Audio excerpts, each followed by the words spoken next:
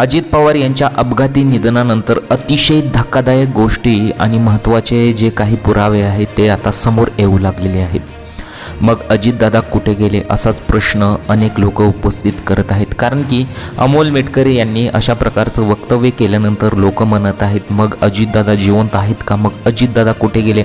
पहिल्यांदा 6 डेड बॉड्या सांगितल्या, त्यानंतर 5 सांगितल्या. असं का झालेलं आहे पहा. चॅनलवरती तुम्ही पहिल्यांदा आला असाल तर चॅनलला तुम्ही जरूर सबस्क्राईब करून घ्या. ही संपूर्ण जी घटना आहे, जे काही सत्य समोर आलेलं आहे ते आज आपण बघणार आहोत. अजित पवार यांच्या अपघाती निधनानंतर राजकीय आणि सामाजिक क्षेत्रातून विविध आक्षेप आणि शंका व्यक्त केल्या जात आहेत. अजित पवार यांच्या राष्ट्रवादी काँग्रेस पक्षातीलच अनेक आमदार खासगीत बोलताना दादांच्या मृत्यूबद्दल शंका उपस्थित करत आहेत. परंतु शंका उपस्थित करत असताना त्यांना सुद्धा खूप प्रचंड राग येत आहे. कारण की यामध्ये शंकेची पाल चुकलेली आहे. कारण की अखेर आमदार अमोल मेटकरी यांनी एक पाऊल पुढे टाकून जाहीरपणे समाज माध्यमांवर दादांच्या मृत्यूबद्दल चौकशी यंत्रणांना प्रश्न विचारलेले आहेत. आणि प्रश्न असे कुठले विचारलेले आहेत ते सुद्धा आपण बघणार आहोत. परंतु खरोखरच दादा कुठे गेलेले आहेत असाच प्रश्न अनेक लोकसुद्धा उपस्थित करू लागलेले आहेत. आता अमोल मेटकरी यांनी न्यूज 18ला मुलाखत दिली होती. त्या मुलाखतीत सुद्धा अनेक प्रश्न उपस्थित केलेले आहेत.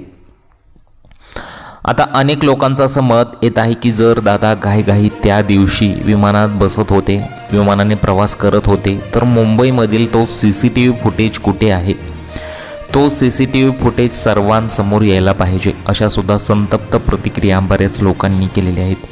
जर खरोखरच दादा अपघातात दगावले असतील तर तो CCTV फुटेज जो आहे तो सर्वांसमोर यायलाच पाहिजे. त्याचबरोबर अनेक धक्कादायक गोष्टी समोर आलेल्या आहेत ते सुद्धा आपण पुढे पाहणार आहोत. मग असं सांगितलं होतं की अगोदर 6 व्यक्तींचा मृत्यू झालेला आहे असं सांगितलं होतं, नंतर 5 व्यक्तींचा. असं का झालेलं आहे, नक्की काय घडलं, एक व्यक्ती कुठे गेला, एक व्यक्ती जिवंत आहे का, असं सुद्धा बऱ्याच जणांचं मत येत आहे. अगोदर 6 व्यक्तींचा मृत्यू आणि नंतर 5 व्यक्तींचा मृतदेह असं सांगितलेलं आहे. आता पवार यांच्या सोबतीला नियमित लोकांची गैरहजेरी अशा विविध मुद्द्यांवर आपले मत मांडलेले आहे. ज्या घड्याळाने अजित पवार यांना राज्यात ओळख मिळाली त्याच घड्याळाचा आधार घेऊन त्यांचा मृतदेह शोधावा लागला असे स्थानिक लोक सांगत होते. मात्र यावरही अमोल मेटकरी यांनी शंका उपस्थित केलेली आहे. अमोल मेटकरी म्हणाले की अजित पवार यांच्या प्रवासासाठी हेच विमान का देण्यात आले. त्यांच्या प्रवासासाठी सुमित कपूर वैमानिक नसतानाही अखेरच्या क्षणी त्यांना पाचारण करण्यात आले. नियमित वैमानिक वाहतूक कोंडीत अडकल्यामुळे कपूर यांना बोलावण्यात आल्याचे कारण कंपनीने सांगितलेलं आहे. अपघातावेळी विमानातून 2दा मोठे आवाज आले.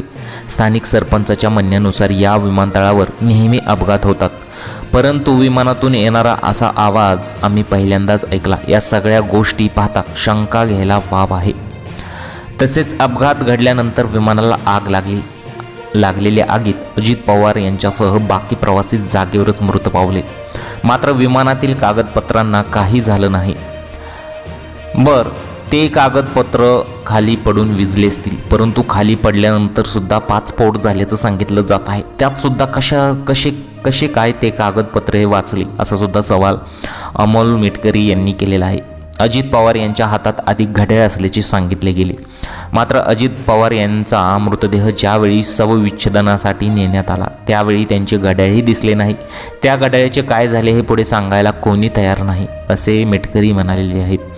आणि मेटकरी यांचे खरोखरच जे प्रश्न आहेत ते खरोखरच 100% कुठेतरी बरोबर आहेत असंच अनेक जणांचं मत येत आहे. पुढे सुद्धा काही असे विविध प्रश्न आहेत आणि धक्कादायक माहिती समोर आलेली आहे, ती सुद्धा तुम्ही एकदा पहा. बारामतीत अपघातावेळी धुके होते म्हणून विमानाचे लँडिंग करण्यात आल्याचे सांगण्यात आलेले आहे. मात्र त्यावेळी लक्क सूर्यप्रकाश होता असे स्थानिक लोक सांगतात. मी देखील अपघातास्थळी पाहणी केली, मलाही तिथे काही शंका घेण्यासारखी बाबी आढळून आल्याचे दिसले नाही असं सुद्धा मग मेटकरी हे म्हणालेले आहेत. आता सर्वात धक्कादायक म्हणजे उद्धव बाळासाहेब ठाकरे पक्षाचे नेते खासदार संजय राऊत यांनी संसदेत तडाखोड भाषण करत सत्ताधाऱ्यांवर तारेषे ओढलेले आहे. यावेळी त्यांनी महाराष्ट्राचे उपमुख्यमंत्री अजित पवार यांच्या मृत्यूवर देखील शंका व्यक्त केलेली आहे. आता राष्ट्रपतीच्या अभिभाषणावर जी चर्चा सुरू आहे, भाषण जर आपण वाचलं ऐकलं तर आपल्याला वाटेल की देशाची परिस्थिती ठीक नाही, पण आपल्यासमोर जे महान देशभक्त मंडळी बसले आहेत त्यांना वाटतं की देशाची स्थिती चांगली आहे. राष्ट्रपती ज्या सर्वोच्च संविधानिक प्रमुख पदावर बसलेल्या राष्ट्रपती त्यांच्या भाषणात प्रत्येक पॅरात बोलतात माझे सरकार बोलत होते. ज्यांना ते माझे सरकार बोलतात ते सरकार पाखंड आणि बेजबाबदार आहे. जे सरकार प्रत्येक राज्यात गैरसंविधानकरित्या सत्तेत आलेलं आहे, अशा सरकार राष्ट्रपती माझे सरकार बोलतात असे संजय राऊत म्हणालेले आहेत. त्याबरोबर त्यांनी सुद्धा अतिशय एक धक्कादायक जी आहे ती माहिती पुढे समोर आलेली आहे. अजित पवारांवर 70,000 कोटींच्या घोटाळ्याचा आरोप केला होता. 15 जानेवारीला अजित पवारांनी एक व्यक्त केलं होतं की भाजप तर सिंचन घोटाळ्याचा आरोप करत आहे, भाजपने देखील भरपूर पैसा खाल्लेला आहे असं मग ते सुद्धा पुढे म्हणालेले आहेत. भाजप तर सिंचन घोटाळ्याचा आरोप करत तर आहे, परंतु भाजपने देखील या घोटाळ्यात भरपूर पैसा खाल्ला होता, त्याची फाईल माझ्याकडे आहे असे ते म्हणाले होते.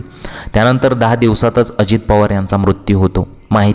माझ्या माहितीनुसार अजित पवार ती फाईल स्वतःजवळ ठेवायची. मुंबईवरून बारामतीला निघाले तेव्हा देखील ती फाईल त्यांच्याकडे होती. त्यानंतर अर्ध्या तासातच हा अपघात झाला.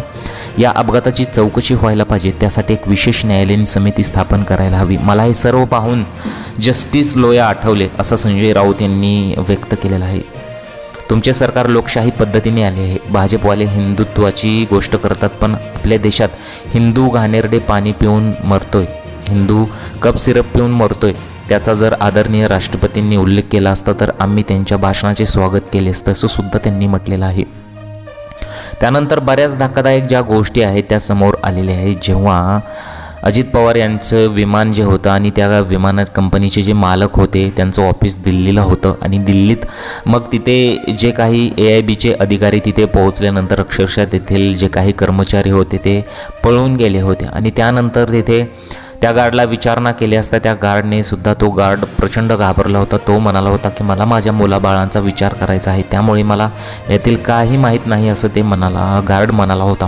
त्याचबरोबर मग AIBवाले म्हटले की तू जर कॉऑपरेट केलं तर आम्ही तुला काही होऊ देणार नाही, तुझ्यासोबत काही घडणार नाही, तुम्ही फक्त खरं सांगायचं असं मग ते म्हणाले होते. परंतु तरीसुद्धा गार्ड म्हणाला की मला यातील काहीच माहिती नाही. आणि सर्वात महत्त्वाची गोष्ट, पहिल्यांदा 6 डेड बॉड्या असं सांगितलं होतं, 6 जण मृत पावले तसं सांगितलं होतं आणि नंतर 5 असं का केलेलं आहे असाच प्रश्न इथं उपस्थित केलेला आहे. मग अजित पवारांची ती बॉडी कशा प्रकारे फुगली त्याचा सुद्धा रिपोर्ट सध्या समोर आलेला नाही आणि त्यांच्या घड्याळाचं पुढे काय झालं हे सुद्धा पुढे आलेलं नाही. अशा खूप बऱ्याचशा शंका आहेत, त्या हळूहळू समोर येतीलच. तुम्हाला या प्रकरणाबद्दल काय वाटतं? तुमच्या प्रतिक्रिया मला कमेंट बॉक्समध्ये जरूर कळवा.